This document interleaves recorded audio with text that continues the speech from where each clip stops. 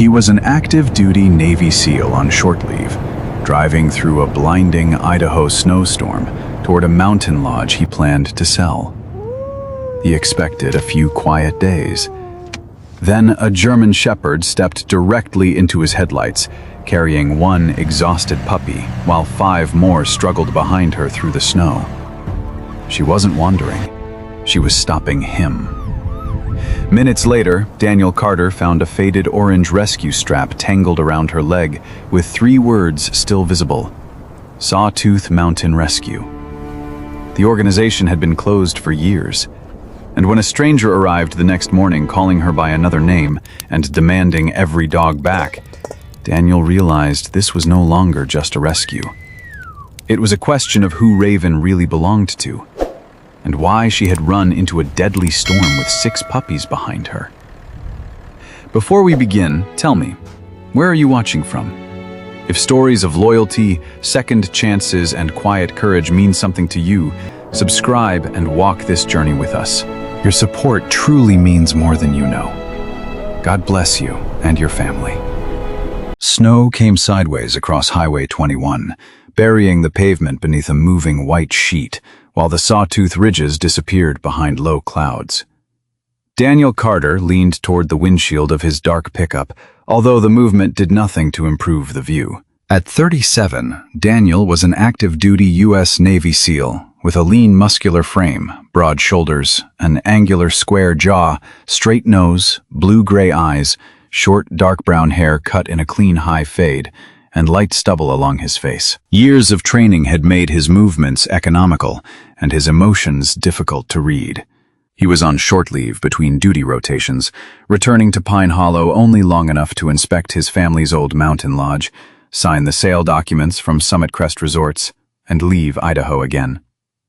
Daniel had convinced himself that selling the property was practical. Practical decisions were easier than admitting the lodge still felt like a conversation with his dead father that he had never finished. His older brother Michael had called twice during Daniel's drive from Boise, and Daniel had allowed both calls to end unanswered. Michael Carter was 42, broad through the chest from years of electrical line work, with weathered features, brown hair beginning to gray at the temples, a strong jaw, and the patient but stubborn personality of a man accustomed to repairing problems everyone else postponed. Since their father died, the brothers had learned to communicate through short messages about taxes, repairs, and property boundaries, rather than anything that actually mattered. Michael believed Daniel could cross the world for a mission, yet somehow never find enough time to remain with his own family. Daniel had never found a satisfying answer, because some part of him feared Michael was right. The unsigned sale agreement rested inside a folder on the passenger seat. Daniel glanced at it whenever the wipers cleared the glass. Selling the lodge should have felt like removing one more responsibility. Instead, the closer he came to Pine Hollow, the heavier those few pages seemed. The highway narrowed along a steep timbered slope, and within minutes the storm erased the center line completely. Daniel reduced his speed until the truck barely crawled.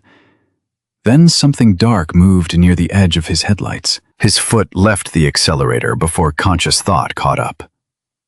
A large shape stepped directly into the road. Daniel braked hard, but controlled, stopping several yards away. A female German shepherd stood inside the beam, approximately 4 years old, athletic beneath obvious exhaustion, with a deep, matte black saddle covering her back, a solid black facial mask, warm tan legs and chest, amber eyes, and a bare neck without a collar. Snow clung to her whiskers and shoulders. A small old notch marked her left ear. She carried a puppy carefully in her mouth. Behind her came 5 more German shepherd puppies, black and tan in varying patterns, struggling through snow so deep that several disappeared almost to their chests with every step. Daniel kept both hands on the steering wheel and watched.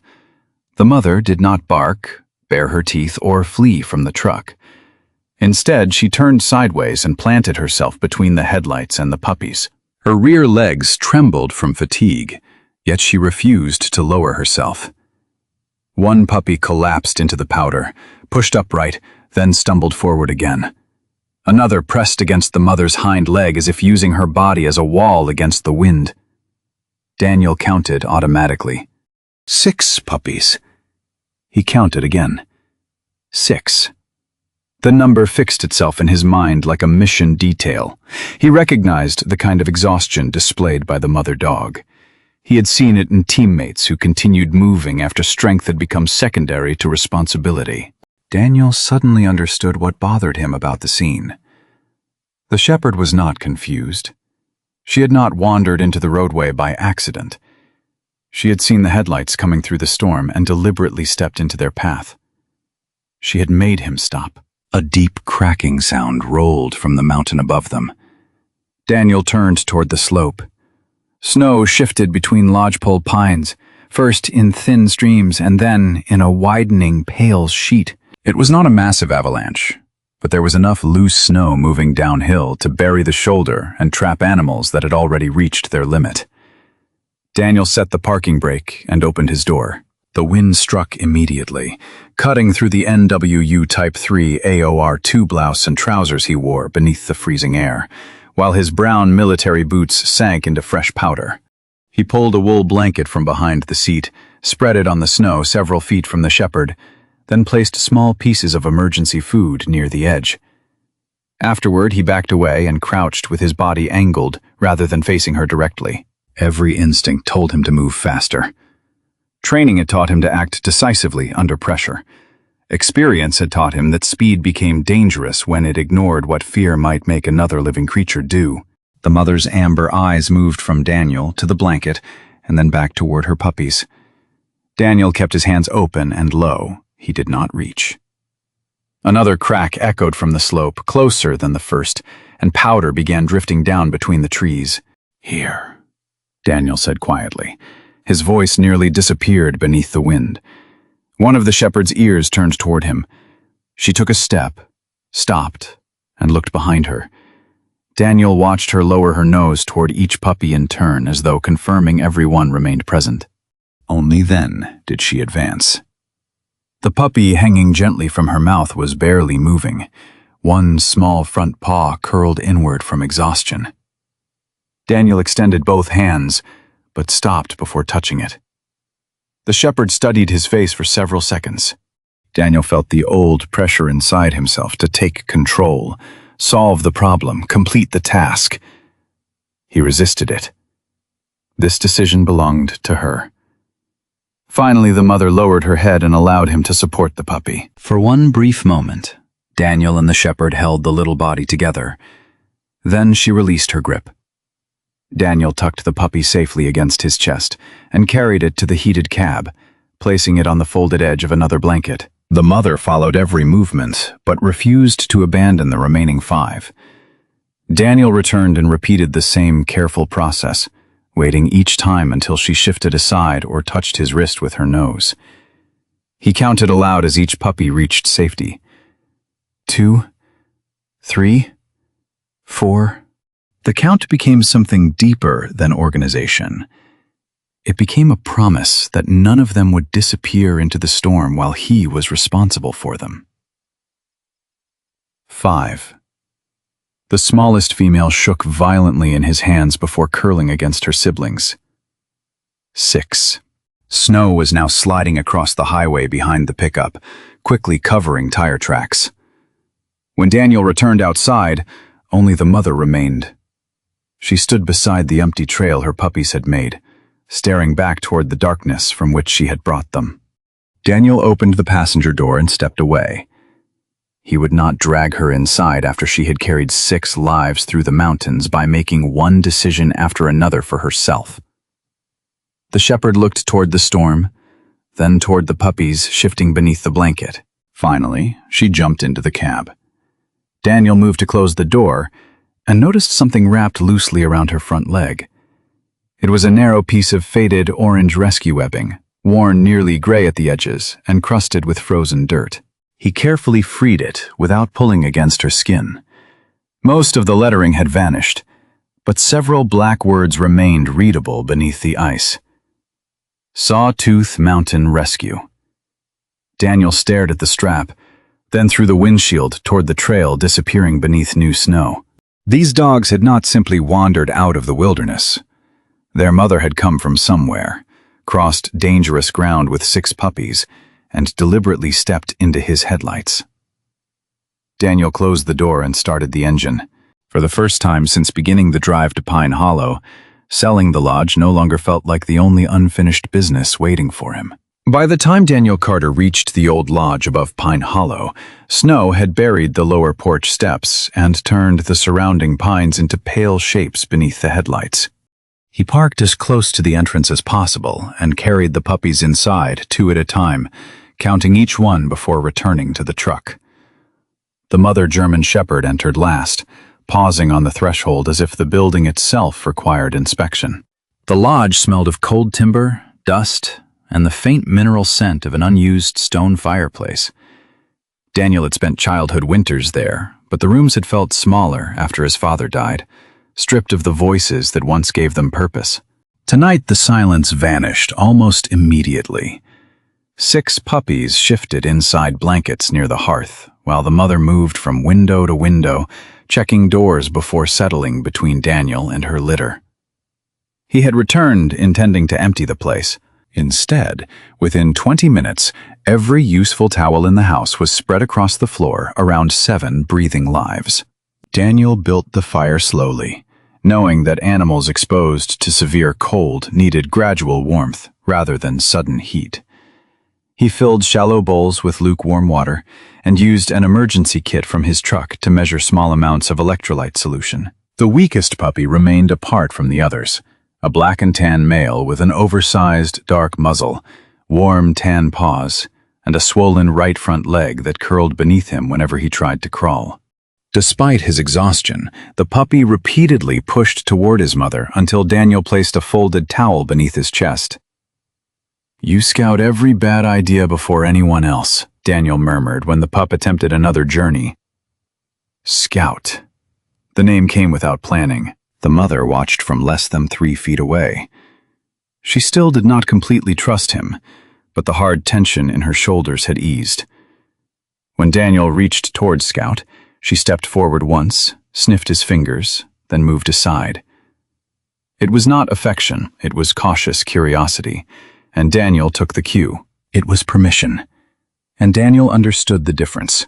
Near midnight, the storm rattled the old window frames, while Daniel sat on the floor with his back against a cabinet. Scout finally slept against the mother's foreleg, his swollen paw supported by a loose wrap Daniel had applied without forcing the joint. The other puppies formed an uneven pile beside them.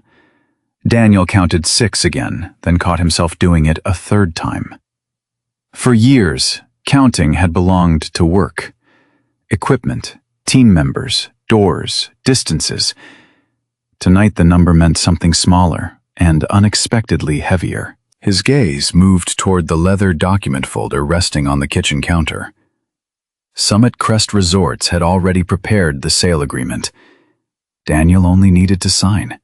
The lodge required roof repairs, new wiring in the west wing, and more attention than he could give while remaining on active duty. Selling was logical. Yet the room no longer looked like unused property. The fire reflected in the mother dog's amber eyes. Scout twitched in his sleep, and Daniel felt the uncomfortable suspicion that usefulness could change the meaning of a place faster than ownership ever had. At 8 the next morning, an engine climbed the snow-packed drive. Dr. Rachel Morgan, 34, stepped from a white 4-wheel drive veterinary truck fitted with chains. Rachel was tall and lean, with fair skin reddened by the cold, green eyes, and dark blonde hair pulled into a thick braid beneath a charcoal knit cap. Her movements were calm and precise, and years of treating frightened livestock and working dogs in remote Idaho communities had taught her to enter every room as though trust were something borrowed rather than assumed. Daniel met her at the porch and briefly explained the night's rescue before leading her inside. Rachel stopped several feet from the German Shepherd and sat on the floor without reaching forward. "Good morning," she softly. The mother studied her, then approached long enough to smell the back of Rachel's hand. Only after the dog stepped away did Rachel open her medical case. Daniel noticed that she never asked him to restrain the animal simply because examination would be easier. He respected her immediately for that. The examination lasted nearly 2 hours. All 6 puppies were exhausted and mildly hypothermic from prolonged exposure, but their breathing, circulation, and responsiveness had improved overnight. None showed signs of severe illness. Scout complained when Rachel touched the swollen front leg, then tried to bite the end of her stethoscope with such determination that she almost smiled. "Soft tissue sprain," she concluded, after checking the joint carefully. Rest, support, and an unreasonable amount of patience. Daniel glanced at Scout, who was already trying to climb over a sibling. Patience may be the difficult part. Rachel replaced Daniel's temporary wrap with a lighter support and checked the mother next. The shepherd was underweight and fatigued, but her heart and lungs sounded strong. Rachel ran a handheld scanner along the dog's shoulders almost as an afterthought. The device beeped. She paused, moved it back, and scanned again. Another clear tone sounded. "She's chipped." Daniel looked toward the faded orange rescue strap lying on the table. For the first time, they had something more reliable than a clue. Rachel entered the microchip number into her tablet, while the weak mountain signal struggled to load the registry. Daniel stood beside the window, watching snow fall from the lodge roof in heavy folds. At last, an old record appeared. Rachel's expression changed from concentration to surprise. "Her registered name is Raven." Daniel looked toward the German shepherd. Raven sat with one paw touching Scout's blanket, alert even in exhaustion. The registry identified her as a former working dog belonging to Sawtooth Mountain Rescue Association, a non-profit wilderness search program that had operated across central Idaho before closing 3 years earlier. The file contained training status and an outdated mailing address, but the ownership field had never been updated after the organization dissolved. No current handler was listed. Daniel crouched several feet from Raven. "Raven," he said once. Her ears lifted immediately. She looked directly at him. Rachel noticed it too. Whatever had happened after the Rescue Association closed, the name had survived somewhere inside her. The dog Daniel found on Highway 21 had not merely come from a home. She had once had a job. Daniel's phone vibrated before Rachel finished copying the registry information. The caller was Megan Foster, 41, the Summit Crest Resorts acquisition representative Daniel had met twice in Boise. Megan was a compact woman with an auburn bob, sharp brown eyes, and the polished patience of someone who rarely raised her voice because contracts usually did the pressure for her. "We need your signature within 5 days," she told him. After that, the company may move to another property. Daniel looked toward the counter where the sale folder waited. 5 days should have been more than enough. He had come to Pine Hollow for exactly this decision. "I understand," he said. Megan asked whether she could tell the company to proceed. Daniel opened his mouth to say yes. Across the room, Raven rose and walked through the puppies one by one, touching each with her nose until she had checked all 6. Only then did she lie beside Scout. Daniel watched the ritual and heard himself answer, "Give me the 5 days." When the call ended, he could not explain why postponing the sale felt less like indecision than the first deliberate choice he had made since arriving. That evening, after Rachel left with instructions to return once the roads improved, Daniel searched the rear rooms for additional blankets and found a narrow door behind an old storage cabinet. The lock had rusted open years ago. Beyond it lay a small room he had not entered since before his father's death. Dust covered a wooden bench. Metal hooks lined one wall, still holding lengths of climbing rope, an old rescue harness, 2 signal lanterns, and a canvas medical bag gone stiff with age. A large topographic map of the Sawtooth Range remained pinned above the desk, marked with faded circles and handwritten winter routes. Daniel stood motionless in the doorway. He remembered his father leaving before dawn during storms, carrying thermoses to volunteer search crews and opening the lodge to stranded hikers, linemen, or anyone caught on the mountain. Daniel had reduced those memories to background noise because remembering them made selling harder. Behind him, claws clicked softly across the floorboards. Raven stopped at the doorway, but did not enter. Daniel looked from the orange rescue strap in his hand to the forgotten equipment on the walls.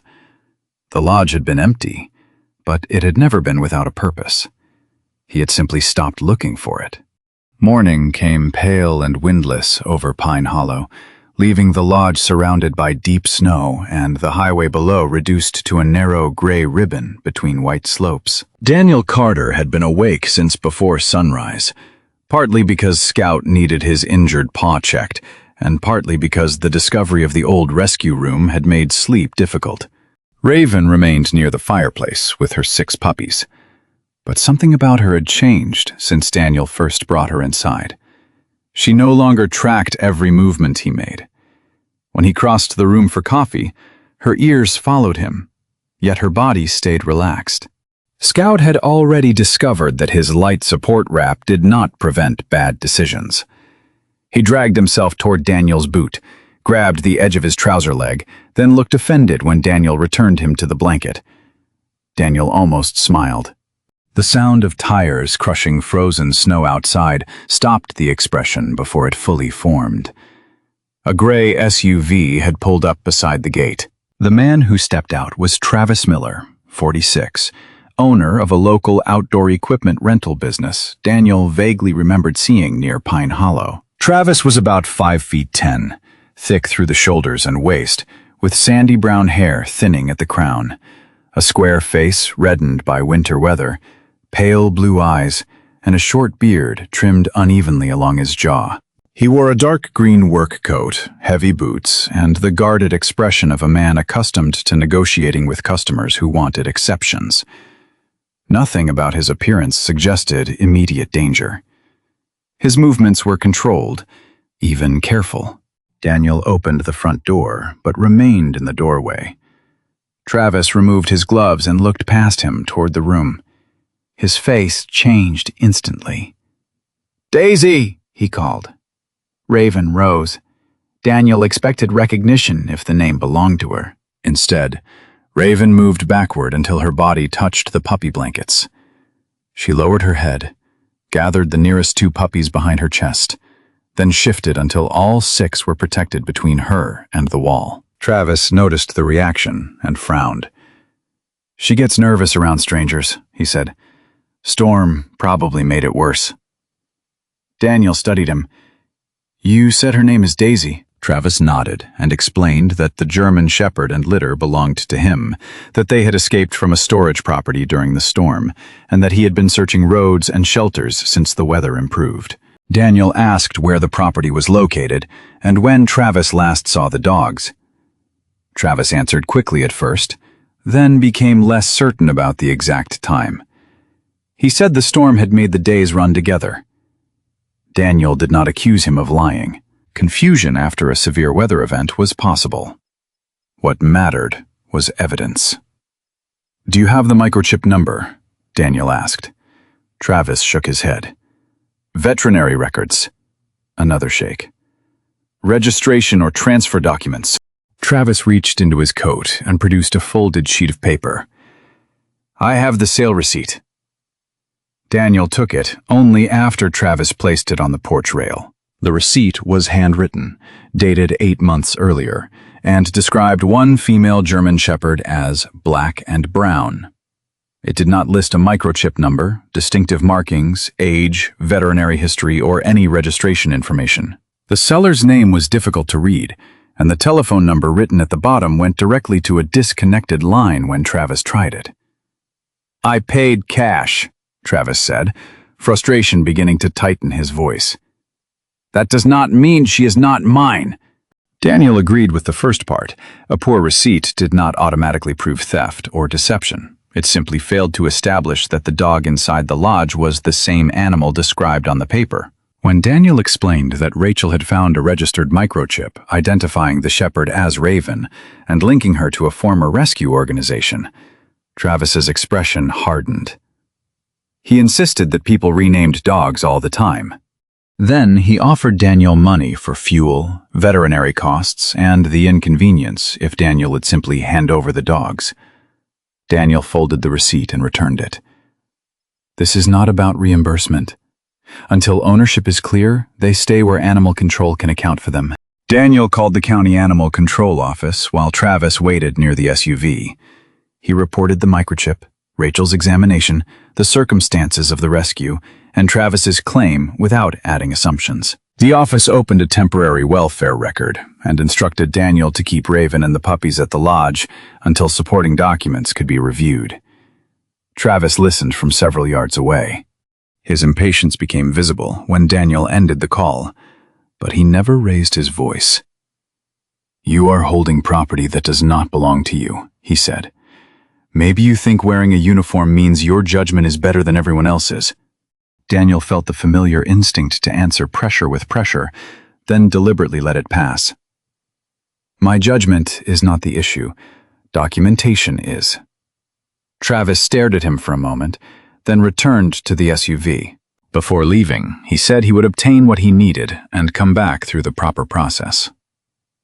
Daniel watched the vehicle disappear down the drive. Only when the engine faded did Raven move away from the wall. Raven remained tense for nearly an hour. She checked each puppy repeatedly and refused water until Daniel moved his chair farther from the blankets. He sat without reaching for her, reading the old rescue map from his father's storage room while Scout slept against Raven's foreleg. Gradually, her breathing slowed. When Rachel returned later to inspect Scout's wrap, Daniel described the visit and showed her Travis's information. Rachel did not speculate. Instead, she examined Raven more closely for identifiers that might help match the old registry. While separating the thick fur along Raven's neck and shoulders, her fingers touched something hard beneath the coat. It was a narrow metal tag, flattened against the skin and held by a thin, worn loop that had become nearly invisible under the fur. Most of the engraving had been rubbed smooth, but several numbers remained. Rachel cleaned the surface with gauze. "Area code 406, she said. "Montana."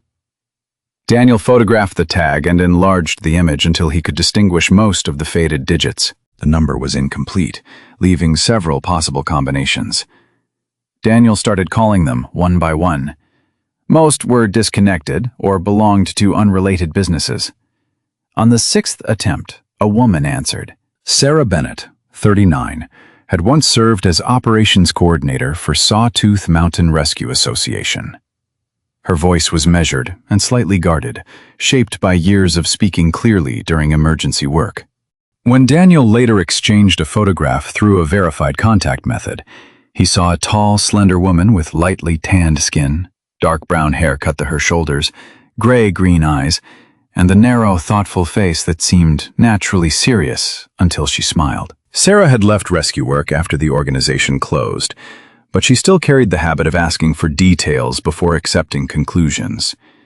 Daniel gave her Raven's microchip number, described the small notch in the left ear, and mentioned the orange rescue webbing. Silence followed. Then Sarah said quietly, "That dog was never Daisy. Her name is Raven."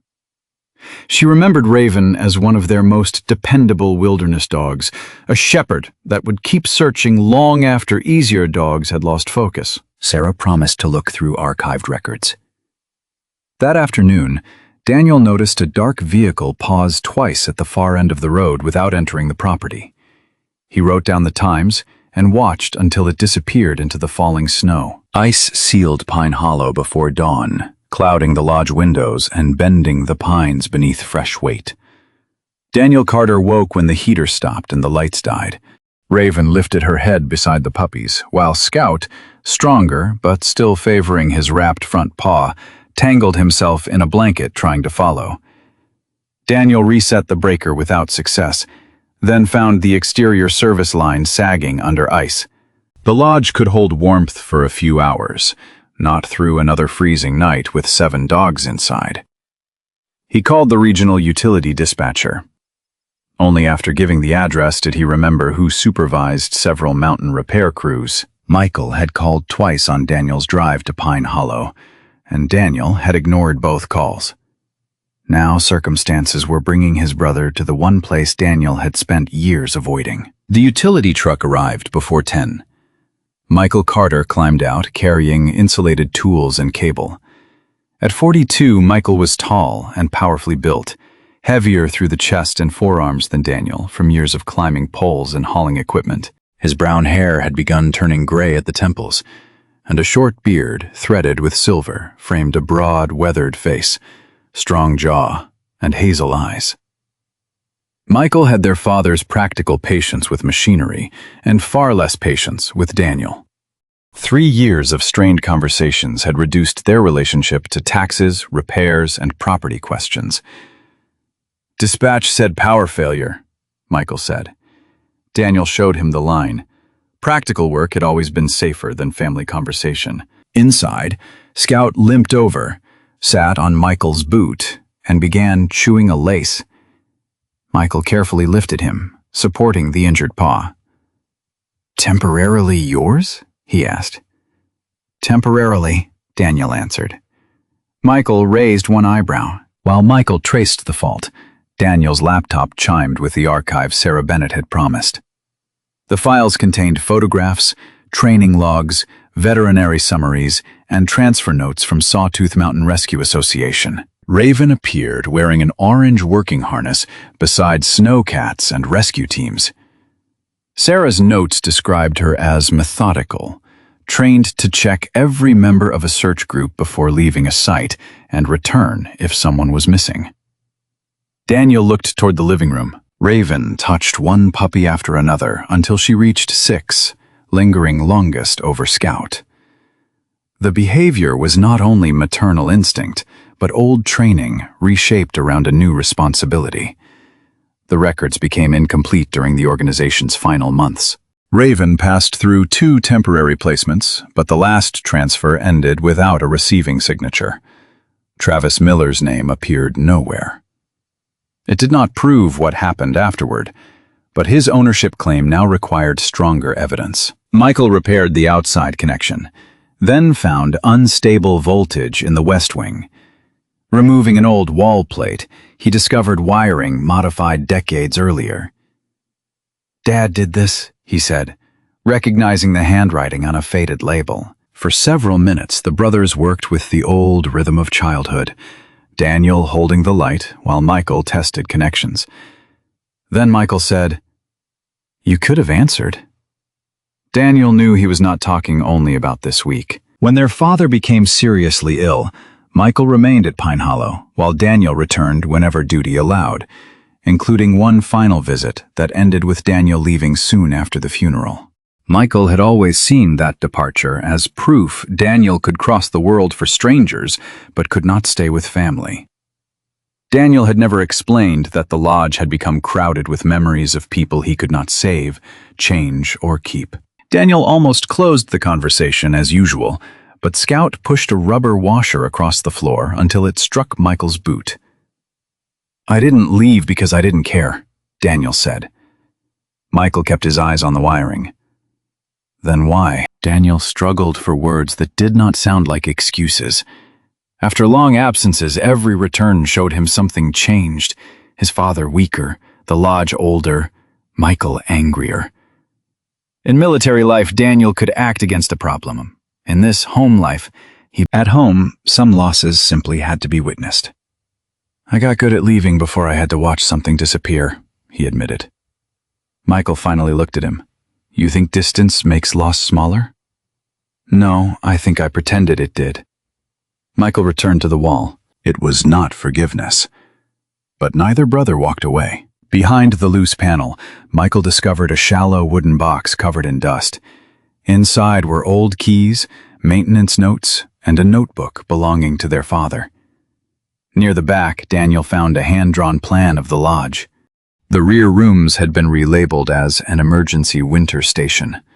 One space was marked Rescue Crew Bunks, another read Animal Warming and Holding Area. Notes proposed radios, medical kits, emergency food, portable fencing, and blankets for search teams or stranded animals during mountain closures. Michael remembered their father once saying that a house this far up the mountain should be useful when weather turned bad, but illness had stopped him before the plan became real.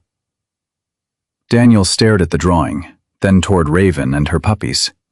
He had returned intending to sell a building he considered empty. His father had imagined it as valuable precisely because someone might need it. By late afternoon, power was stable again. Michael packed his tools, but stayed for coffee. Daniel placed the Summit Crest Resorts agreement beside their father's notebook. 4 days remained before the deadline. Michael noticed the contract but did not argue, which unsettled Daniel more than criticism would have. Raven entered, checked Daniel, then Michael, and returned to her puppies. "Sarah's records prove anything?" Michael asked. "They prove who Raven was. They don't prove everything after the rescue group closed." Michael nodded. "Then leave the gaps as gaps until you have facts." Daniel looked at the sale papers. He was still not ready to cancel the deal, yet he could no longer sign it as easily as he had expected. Outside, ice slipped from the roof while the old lodge held its warmth. Daniel understood that reconsidering a decision was not the same as being afraid to make one. The storm finally loosened its grip on Pine Hollow, leaving the mountains buried beneath hard white ridges and the roads passable only in narrow lanes between snowbanks. Daniel Carter used the change in weather to begin building a complete timeline for Raven. Sarah Bennett sent dates from the final year of Sawtooth Mountain Rescue Association, Rachel Morgan organized the veterinary information, and Michael Carter compared those records with the paperwork Travis Miller had provided. Daniel covered the lodge dining table with documents, photographs, handwritten notes, and a large sheet of paper divided by date. Raven's history was clear until the rescue organization closed. After that, the trail became uneven. 2 temporary placements could be confirmed, followed by months with almost nothing. Then, only 8 weeks before the blizzard, a new detail appeared. Travis had rented a storage unit near the base of the mountain. The address was less than 7 miles from the stretch of Highway 21 where Daniel had found Raven and her puppies. The storage property belonged to George Wilson, 61, a former building contractor who had spent most of his adult life managing equipment yards and small commercial properties around Pine Hollow. George was tall, but slightly stooped from years of physical work, with weathered light skin, thinning gray hair combed straight back, a square chin, deep lines around brown eyes, and a neatly trimmed gray mustache. He dressed in brown work pants, a faded flannel shirt, and a heavy canvas vest. His manner was cautious rather than unfriendly. George had learned through decades of contracts that memory should never be made stronger than facts. When Daniel, Michael, and the county welfare office asked about Travis, George produced the lease instead of offering opinions. Travis had rented Unit 4 for tools and outdoor equipment. The agreement clearly prohibited keeping animals inside.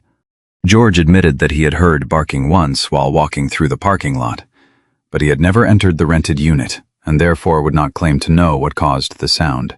George also provided the access log and an old digital recorder connected to a camera facing the entrance gate. The system had been damaged during the blizzard. Several files would not open, and the timestamps jumped forward without explanation. Michael carried the recorder back to the lodge and spent most of the afternoon at the dining table with a laptop, spare cables, and a portable drive. Daniel watched his brother work with the same patience Michael had shown repairing power lines. He created a copy of the damaged storage rather than changing the original files and recovered short fragments one at a time. "Dad would have hit this thing with a screwdriver," Daniel said. Michael did not look up. Dad believed every electrical problem was personal. Daniel almost laughed. It was the kind of small memory they once would have shared without effort. Raven slept nearby while Scout tried repeatedly to steal a cable tie from Michael's tool pouch. Each time Daniel returned the puppy to the blanket, Scout began planning another attempt. Shortly after midnight, Michael recovered a usable sequence from the night of the storm. Snow filled most of the camera image, turning the storage yard into a shifting gray field. For several minutes, nothing happened. Then the gate moved. Wind had forced one side away from its latch, leaving a narrow opening. Raven appeared from the direction of Unit 4. She stopped beneath the security light and looked behind her. One puppy emerged, then another, followed by the remaining 4. Raven moved through them carefully, touching noses and bodies before walking toward the gate. Halfway there, she turned back and disappeared from view. Daniel leaned closer to the screen. 20 seconds later, Raven returned, checked the puppies again, then led all 6 through the opening and toward the mountain road. No person followed. No one forced them outside. There was no visible mistreatment. Daniel watched the sequence twice before saying, "We record exactly what it shows. Nothing more." Michael looked at him. "It also shows Travis was wrong about when they got out." Daniel nodded. During his visit to the lodge, Travis had described losing the dogs much later than the camera timestamp indicated. The difference was close to a full day. That mattered.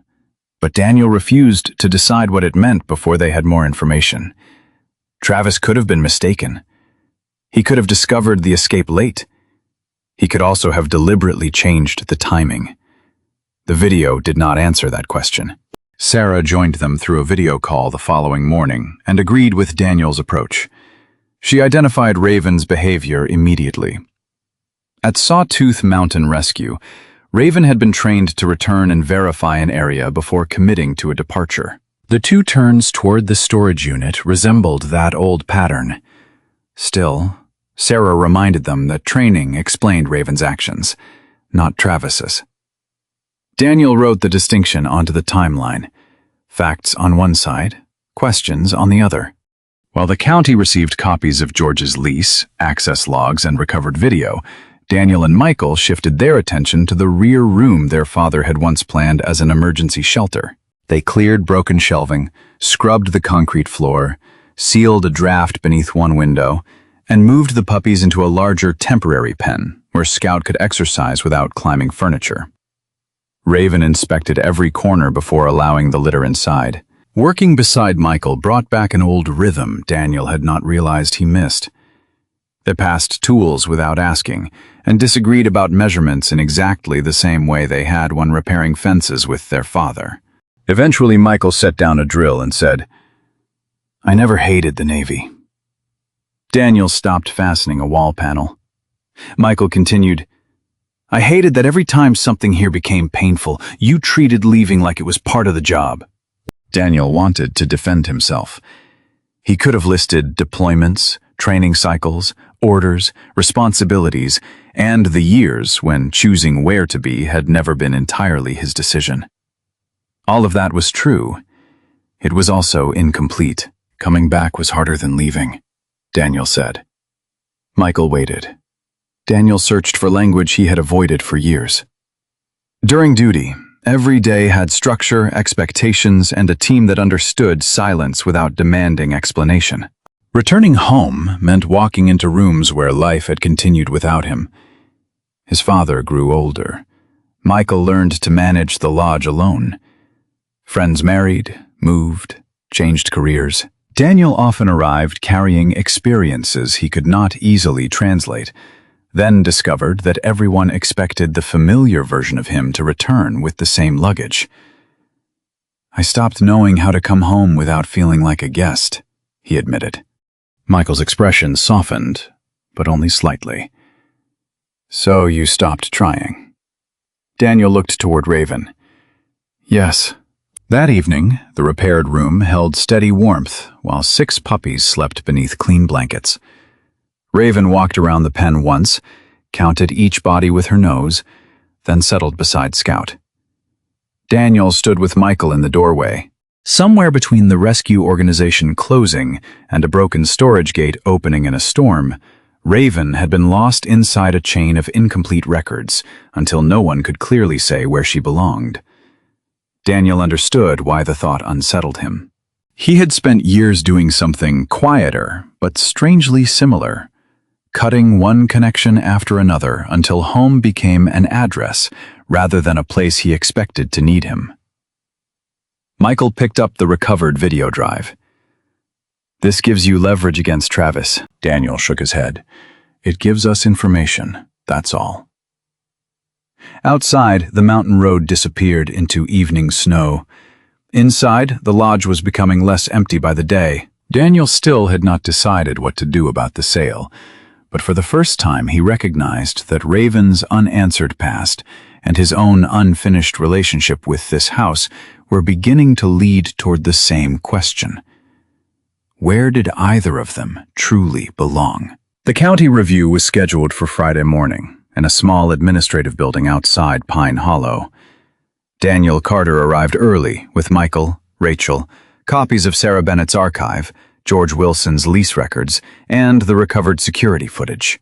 The room was plain, with beige walls, fluorescent lights, and two long tables facing a raised desk.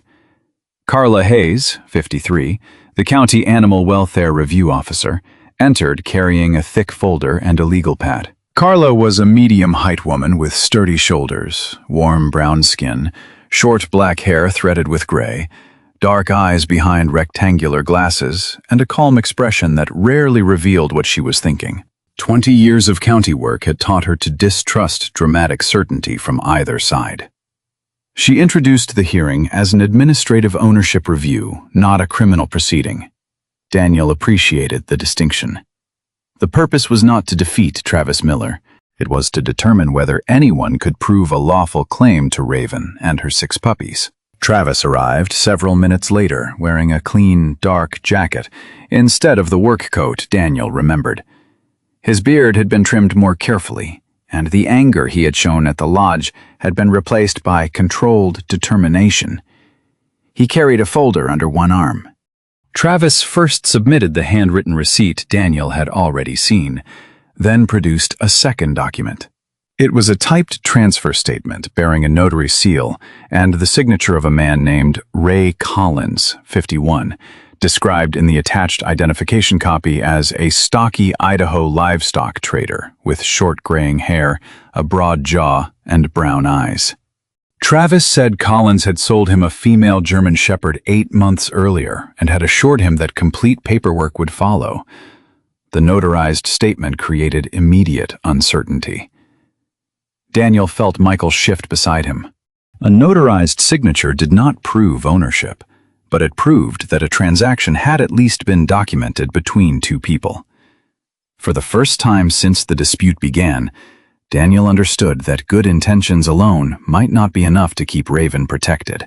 Carla read the transfer statement carefully. It described a 3-year-old female German Shepherd named Daisy, black and brown, without a listed microchip number. The document also referred generally to breeding rights and future litters. Sarah appeared on a secure video connection from Montana and asked to see the description enlarged. Her gray-green eyes narrowed as she compared it with the archived records. Raven was microchipped years before this transfer date, Sarah explained. She also has a permanent notch in the left ear that appears in photographs from multiple rescue seasons. Then Sarah opened a veterinary file from Sawtooth Mountain Rescue Association. Years earlier, Raven had undergone a routine reproductive surgery while still in the rescue program. The procedure, microchip number, age, and identifying marks were recorded on the same page. The document Travis presented described a dog with no chip listed, an age that did not match Raven's records, and breeding status inconsistent with Raven's veterinary history. Carla made several notes but did not announce a conclusion. Rachel Morgan testified next. She explained that the microchip she scanned at Daniel's lodge matched the number in the original rescue records. She also confirmed that Raven's approximate age, ear notch, physical markings, and prior veterinary procedure were consistent with Sarah's archive. Rachel remained careful with her language. "I cannot tell you what dog Mr. Collins intended to describe," she said. "I can only say that several details in this transfer document do not match the dog I examined." Daniel noticed Travis looking down at his papers. His expression had changed.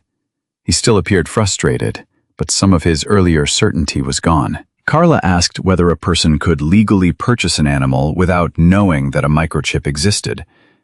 Rachel said that was possible. Failing to scan a dog did not automatically mean someone acted dishonestly. It simply meant the chain of ownership remained unverified. Daniel was relieved by the answer. He wanted Raven protected, but he did not want suspicion transformed into accusation merely because it made his position easier. George Wilson then described the storage lease. He confirmed that Travis had rented Unit 4 approximately 2 months before the storm, and that the written agreement prohibited keeping animals inside. George repeated that he once heard barking but never entered the unit, and could not say what he had heard. Michael presented the recovered camera file and explained how he created a working copy from the damaged recorder without changing the original. The video showed Raven leaving the property with all 6 puppies after the gate latch failed in high wind. The timestamp placed the escape nearly a day earlier than the time Travis had originally given Daniel. Carla replayed the sequence twice. Travis explained that he had not discovered the dogs missing until later and had confused the time when speaking at the lodge. Daniel could not prove otherwise. The footage established when Raven left. It did not establish what Travis knew at that moment, nor did it show anyone forcing or harming the dogs. When Carla asked Daniel to speak, he stood and described the rescue as plainly as he could. He explained the whiteout on Highway 21, Raven stepping deliberately into the headlights, Scout hanging exhausted from her mouth, the 5 other puppies struggling behind her, and the snow beginning to move down the slope. He described laying out the blanket, waiting for Raven to approach, and allowing her to decide when each puppy could be transferred. "Did Mr. Miller mistreat these animals in your presence?" Carla asked. "No," Daniel answered. "Did you witness him abandon them?"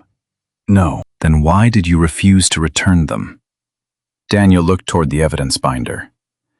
"Because Raven's microchip identified a history he could not document, and because the ownership documents did not clearly identify her.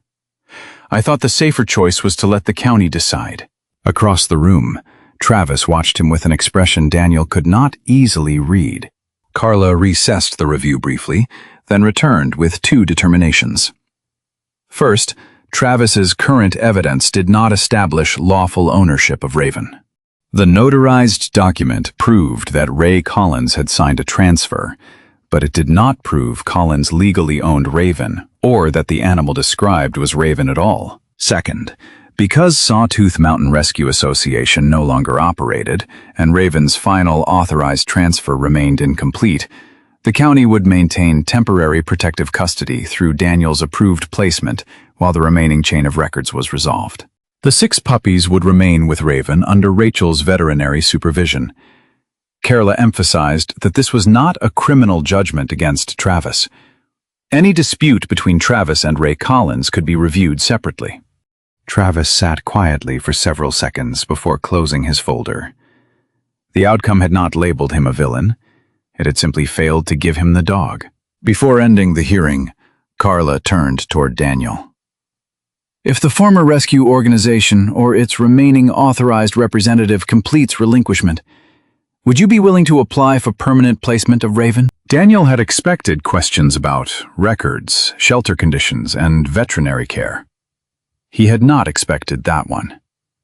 4 days earlier, he had been planning to sign away the lodge and return to duty with one less reason to come back to Idaho. Now he pictured Raven moving through the puppies every night, checking all 6 before allowing herself to sleep. He pictured Scout asleep beside the fireplace and Michael repairing the old rear room with him. The answer felt larger than ownership of a dog. Daniel glanced toward Michael. His brother said nothing, but the faint movement at the corner of his mouth was enough. Daniel looked back at Carla. "Yes," he said. Outside the hearing room, snow reflected bright winter sunlight across Pine Hollow. Daniel still had decisions waiting at the lodge, but for the first time he had made one that tied part of his future to the place he had spent years trying to leave.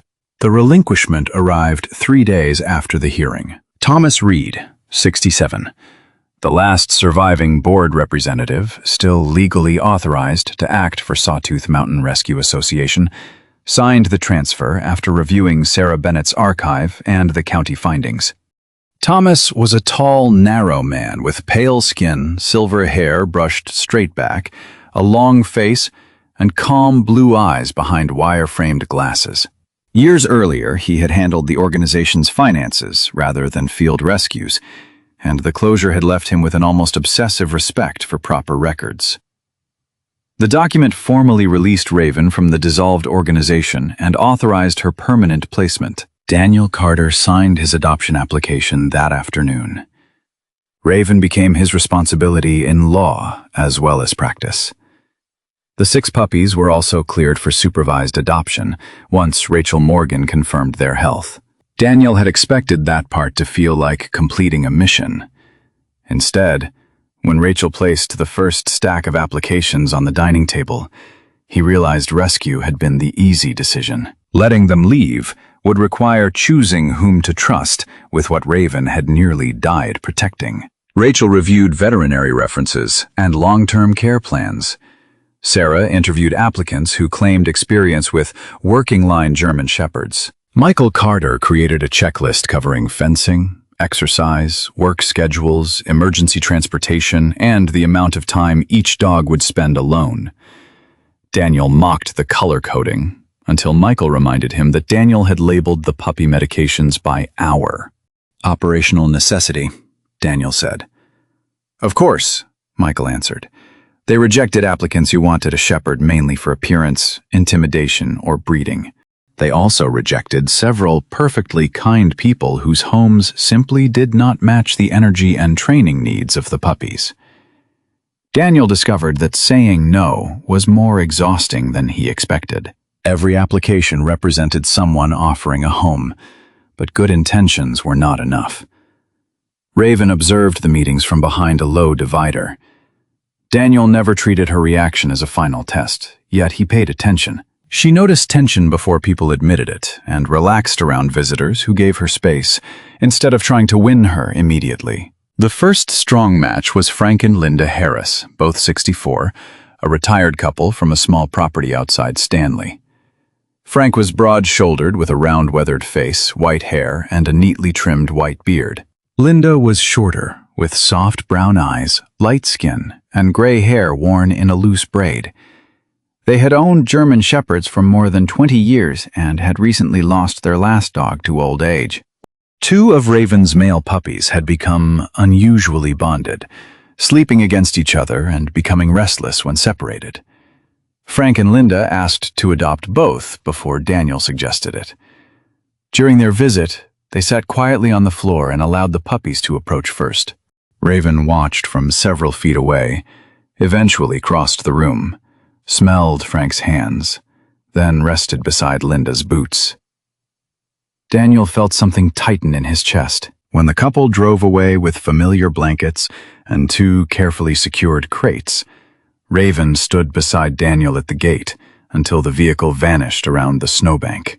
The next placement belonged to Emily Brooks, 43, a state park ranger with an athletic build, sun-freckled skin, hazel eyes, and dark auburn hair kept in a practical braid. Emily had spent 15 years patrolling backcountry trails and had previously trained 2 working dogs for wilderness tracking. She chose the boldest female puppy, the one that barked at the vacuum cleaner, carried Michael's gloves through the lodge, and had never met an obstacle she did not consider a personal challenge. Emily did not promise an easy life. She promised structure, exercise, advanced training, and a place beside her on long trail patrols once the dog was old enough. Daniel respected that distinction. Raven approached Emily during the second meeting and sniffed the leather tracking pouch clipped to her belt. Then she returned to the puppy, touched noses with her once, and stepped away.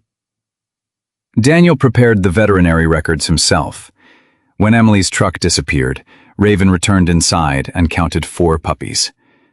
She paused at the missing spaces before settling down. A third adoption went to Laura Mitchell, 56, a widowed librarian from Boise with a medium build, warm olive skin, dark brown eyes, and shoulder-length black hair streaked with gray. Laura had lived with German Shepherds for most of her adult life, but had waited 2 years after losing her last dog before applying again. She spent nearly an hour in the lodge without touching the shyest female puppy. Laura simply read through Rachel's care sheet while sitting on the floor. Eventually, the puppy crossed the space, climbed carefully into her lap, and fell asleep against her sweater. Raven watched, then walked over and rested her chin briefly on Laura's knee. Daniel looked away for a moment, surprised by how much that small gesture affected him. 2 more puppies were placed with experienced adult adopters through the same careful process. Each departure followed the same ritual: medical records, familiar blanket, scheduled follow-up, Raven's inspection, Daniel's final check of the crate, then the quiet sight of another vehicle leaving Pine Hollow. Soon, only Scout remained. His paw had healed well enough that Rachel removed the support completely, and he celebrated by running across the rear room, sliding on the smooth floor and colliding harmlessly with a stack of folded blankets. Daniel had received an excellent application for him from an experienced handler in eastern Idaho. The home had secure fencing, references, veterinary history, and more than enough time for training. There was no practical reason to refuse. Daniel placed the application beside Scout's medical file and tried to sign the approval twice. Both times he stopped. Raven slept with Scout pressed against her chest every night, even though the other puppies had once shared the same space. Scout followed Daniel from room to room, waited outside the old rescue room when Daniel worked, and had learned the sound of Michael's truck well enough to meet him at the door. Daniel realized he had already rearranged the furniture to keep Scout from climbing near the stairs, and moved his own boots because the puppy considered the laces public property. Without admitting it, he had planned around Scout staying. That evening, Daniel carried the application into the old rescue room. His father's unfinished shelter plans still rested on the workbench. Michael entered behind him and saw the unsigned page. "Good home?" he asked. "Excellent. Then what's the problem?" Daniel watched Scout wrestle gently with the corner of Raven's blanket, while Raven pretended not to notice. He had spent years believing discipline meant being able to leave anything when duty required it. Now he understood that commitment could demand a different kind of strength. Daniel crossed out the adoption transfer line and wrote instead, "Scout Carter. Staying." Michael read it and leaned against the doorway. "This lodge is looking less like resort property every day." Daniel looked around at the warming pens, repaired walls, Raven resting beside Scout, and the empty spaces left by 5 puppies now sleeping safely in other homes. For the first time, the thought of the failed sale did not feel like failure at all. Daniel smiled. Maybe it never was. The final day of Daniel Carter's leave arrived beneath a quiet snowfall, the kind that softened Pine Hollow instead of threatening it. On the kitchen table sat the Summit Crest Resorts contract, now accompanied by a revised offer almost 20% higher than the first. Megan Foster called shortly after breakfast and explained that the company was prepared to close quickly if Daniel signed before noon. A month earlier, the number would have ended the discussion. The lodge needed repairs, Daniel's active duty schedule kept him away for long periods, and selling would have converted an old responsibility into something clean and measurable. He read the offer twice, then looked through the window toward the rear room where Raven rested beside Scout. 5 other puppies were already sleeping in carefully chosen homes, and the 6th, Scout, had somehow become part of Daniel's daily calculations without permission. He called Megan back. "I'm withdrawing the property." She reminded him how unusual the offer was. Daniel understood. "So is the reason I'm keeping it." Michael Carter arrived an hour later carrying lumber, electrical conduit, and a box of new thermostats. He did not ask whether Daniel had signed the sale papers. He noticed the contract folded inside a drawer and simply nodded. That restraint meant more to Daniel than congratulations would have. They carried their father's old shelter plans into the rear room and began deciding what could realistically be completed. Daniel had no interest in creating a large organization that depended on promises he could not keep while still serving. The lodge would remain a private home first, with several secure spaces available for temporary emergency care when weather, transport delays, or rescue operations left working dogs and other animals without somewhere warm to go. Michael drew new electrical circuits while Daniel measured washable wall panels and kennel spacing. "Dad would have changed this plan 12 times, Michael said. Daniel looked at the pencil notes covering the old page. He already changed it 9. For once, remembering their father did not close the room around them. Rachel Morgan volunteered to design a small examination corner with a locking cabinet for basic supplies, a stainless work surface, and enough space for a veterinarian to assess an animal before transport. Sarah Bennett joined by video from Montana and helped write a simple intake procedure based on what Sawtooth Mountain Rescue had once used: identification photographs, microchip scans, veterinary contacts, emergency owner searches, and clear records showing when an animal entered and left the property. George Wilson arrived that afternoon in his old pickup with several unused fence panels from a canceled storage renovation. He insisted they were taking space in his yard anyway. A few adult members of the Pine Hollow volunteer search team also came after hearing about Daniel's plan. They were men and women accustomed to winter call-outs, practical enough not to romanticize what the lodge could become. Together, they repaired the outer fence, insulated the old storage room, and installed safer gates. No speeches were made. The place changed through drills, measurements, coffee, and people deciding to stay another hour. They named it Pine Hollow Canine Refuge, although Daniel resisted the word refuge at first because it sounded larger than what he intended to build. Sarah finally told him that a refuge did not need dozens of kennels. It only needed to be safe when something needed it. The lodge eventually held 4 temporary indoor spaces: an enclosed exercise yard, the small veterinary corner, emergency food storage, and the restored rescue room containing his father's maps and equipment. Raven became the first permanent dog registered at the property. Scout became the second, though Michael claimed the puppy had registered himself the moment he stole a work glove and hid beneath Daniel's desk. Raven's old discipline returned in small ways. She inspected new gates after they were installed, followed Michael when he tested doors, and checked Scout whenever he ventured beyond her preferred distance. Yet she no longer counted from fear. When she finished checking the room, she often simply lay down and slept. The greater change happened between Daniel and Michael in less visible ways. There was no single conversation that repaired 3 years of distance. Instead, Michael began sending Daniel photographs of the lodge whenever he returned to his own work schedule. Daniel started answering calls rather than postponing them. They argued over thermostat settings, the best truck tires for winter access, whether Scout needed more training or simply less opportunity, and which of their father's old tools should finally be thrown away. Those arguments felt strangely valuable. They belonged to men who expected to speak again the following week. Daniel also made practical arrangements for his return to duty. Michael agreed to oversee the property during Daniel's absences. Rachel would remain the veterinary contact, and Sarah would help maintain placement and rescue records remotely. Daniel refused to pretend he could run a refuge full-time from wherever his unit sent him.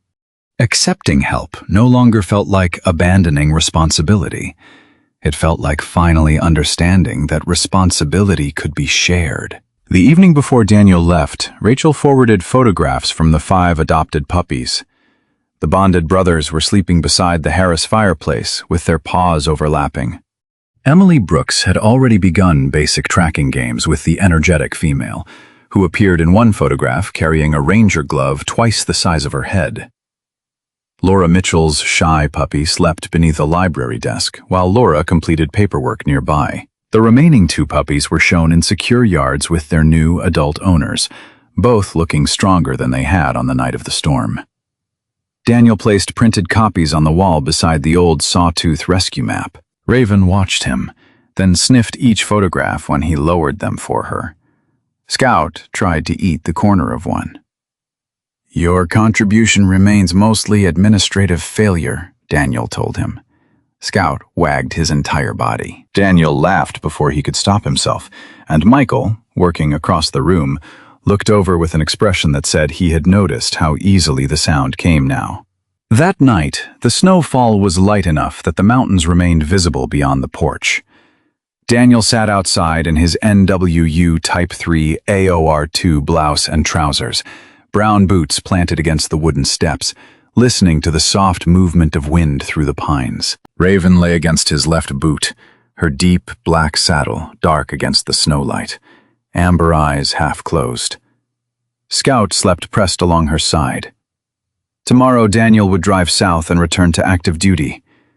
Nothing about Pine Hollow changed that commitment. For years, he had believed service required him to remain emotionally light enough to leave at any moment.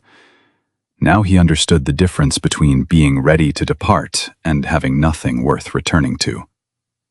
Behind him, light from the lodge windows reached across the snow. Michael was inside labeling electrical breakers in handwriting almost identical to their father's. For the first time in years, Daniel could imagine leaving without feeling that departure meant another ending. His eyes followed the road descending toward Highway 21, somewhere beyond the trees where Raven had once stepped into his headlights with Scout in her mouth and 5 puppies behind her. Daniel had believed that stopping the truck made him the rescuer. The truth was more complicated. Raven had forced him to interrupt a life built around leaving.